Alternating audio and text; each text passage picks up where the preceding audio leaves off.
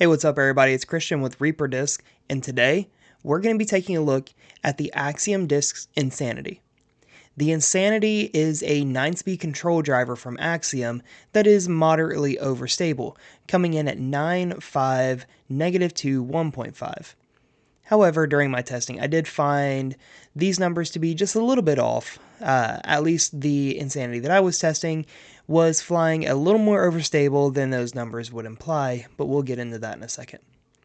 As far as rim feel for the Insanity, as goes most Axiom and overmold discs, it's very, very flat. Yeah, it is absolutely board flat, which means it's going to cut through the air and help it fly just a little bit further. But that also means it's not going to have as much glide, and it's going to fade just a little bit more at the end of the flight. As far as the rim itself goes, it's very comfortable. It's a little deeper than you would expect it to be, but I found that preferable due to me having just a little bit bigger hands. So my hands fit on it very well. The bottom of the rim isn't very aggressive at all, and all in all, whether it was a backhand or forehand grip, I felt really comfortable with this in the hand. So as far as flight goes, I got out and tested it like normal on a handful of different angles out in an open field, that way I could see the entirety of the flight of the disc. Whenever I threw this on hyzer, as I mentioned prior, it was a little more overstable than the numbers give it credit for. It never really had any flip up, but it did have a good uniform hyzer for the entire flight. I did notice that it continued to push forward while other discs would just be fading back down toward the ground. It was actually pushing forward as it faded. When I threw it flat, it actually flew straight for a majority of the flight. It didn't really waver left or right very much. It never got all the way over onto an anhyzer angle. It just flew dead straight, and then toward the end of the flight, as it slowed down, it had a very forward pushing, kind of moderate fade. Throwing on an anhyzer, I will admit I was throwing with a little bit of a tailwind here.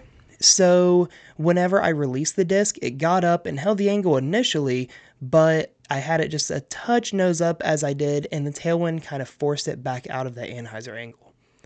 If it wasn't for the tailwind, I believe this would have held that Annie a little bit longer. However, I also believe that it would have eventually fought back out anyway. Now, when throwing full power, this actually flipped up to flat from my initial hyzer release. After it flipped up to flat, it was virtually identical to the flight of the flat release, however, just significantly further. All in all, as I had already mentioned, this disc is a little more overstable than the numbers give it credit for. So just as long as you take that into account, I definitely think the Insanity has a place in a multitude of different players' bags.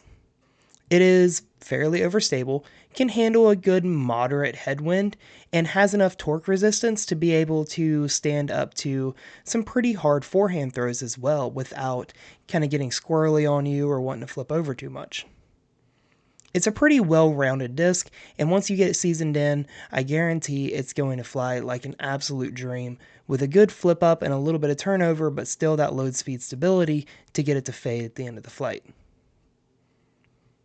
All in all, I believe that this disc will be good for intermediate level players looking for that moderately overstable control driver. Something that they can trust in a little wind, they can throw forehand and backhand, but is going to be consistent enough to give them repeatable flights over and over, allowing them to really trust this disc.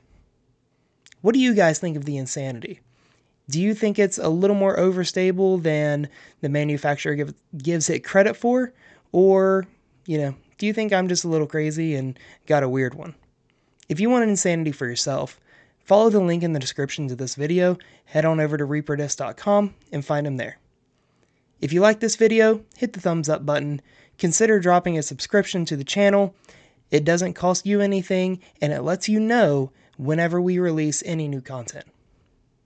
Follow us on social media at ReaperDisc to check out all of the new releases whenever we post them, and be one of the first to know whenever we have exclusive drops or inventory restocks. Again, this was the Axiom Disc Insanity. And I'm Christian with Reaper Discs, and I'll see you guys in the next video.